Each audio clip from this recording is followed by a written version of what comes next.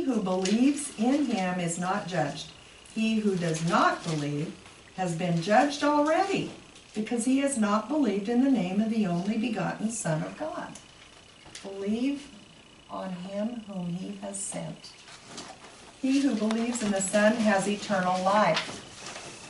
But he who does not obey the Son will not see life, but the wrath of God abides on him. And boy, we need to be about telling people this. Because the world, I didn't know. I did not know that. And someone was bold enough to tell me that if I would believe in the Son, I would have eternal life. I never knew that. I thought if I go to church, I'll have eternal life. If I do good works, I'll have eternal life. If I can please God enough, I'll have eternal life. I just didn't know how much I had to please him. My basic concept was really, how much can I get away with and still go to heaven? Not much. Not much at all, right? That's why I need Jesus. And I understood and I believed and I received that free gift. And in so doing, when we do that, according to this verse we just read, verse 36, we are connected with God the Father and we have eternal life. Not because of us, but because of what Jesus did for us. And there it is. Great gulf between God and man. And Jesus Christ came to bridge that great gulf between us. Fellowship fuels relationships. Amen to that. Thank you, Becky. That's why we get together. If we pull apart, united we stand, divided we fall, right? Walking in sin stops the fellowship and injures the relationship. It does. Fellowship with one another, walking in sin, stops fellowship with one another, and it stops our fellowship with God. Remember this when I talked about this? We're connected to God. We sin, we don't confess. We're still his child, but we're not in fellowship with him. And it's really easy to confess our sin.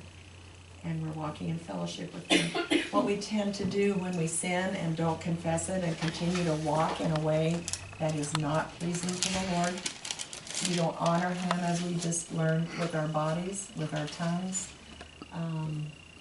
We have sin in our life. We feel different, dirty, and disqualified, and so we pull away from other believers. We feel condemnation and shame, and we then what?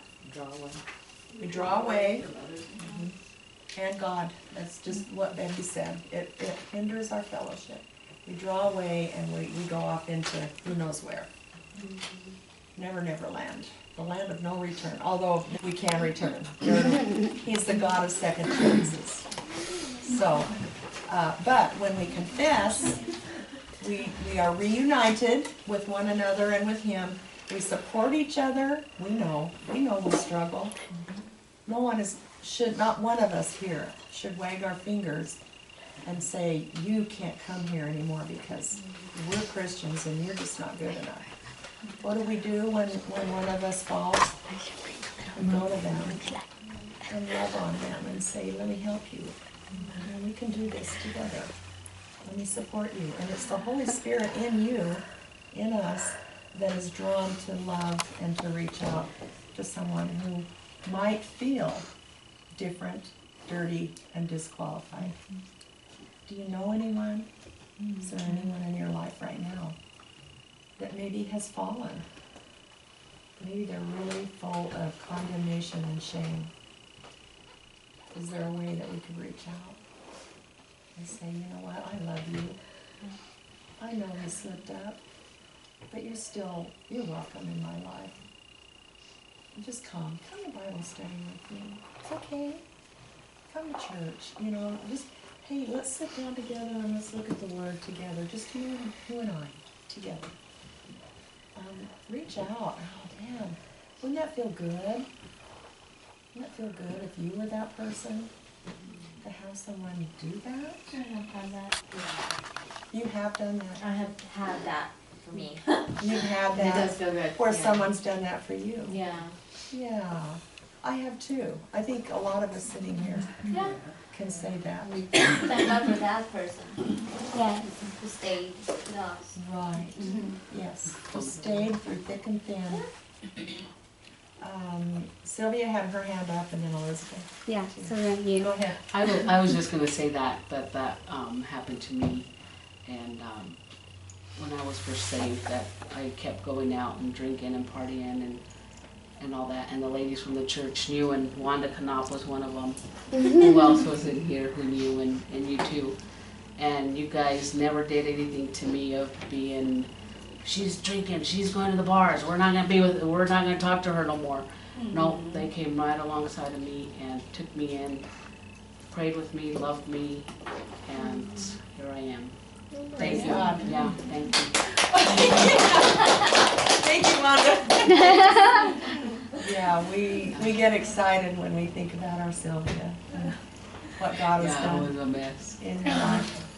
Yeah, well, we all were messes. Thank you. Thinking with you. Yeah, you had a people that believed in you. Yeah, just love. Yeah, They love just, her. they don't have to condemn you because you know that you're sinning. You know that already. You do know that. You already feel different, And dirty, it's- and disqualified. And it is the love that made you convicted. But it's that kindness that draws us to repentance. It is not harsh reprimands, is it? Doesn't mean you wink at it if you see someone walking in sin. They need to be, I would hope someone would love me enough to come to me and say, why are you doing this? Don't you know what God's word says? Let's sit down, let's talk about it, you know, because I see you going in a direction that I know is going to hurt me. Yeah, I don't think we should just close our eyes when we see someone. Use that scripture that says that we pull them out of the fire. There's a fine line there. But always, as it says in Galatians 6:1, if you see a brother overtaken in a sin, restore that brother or sister. How does it say to restore them? In a spirit of gentleness, lest you too be tempted. So we do need to restore them. We do need to address it, but always, always with the spirit of gentleness.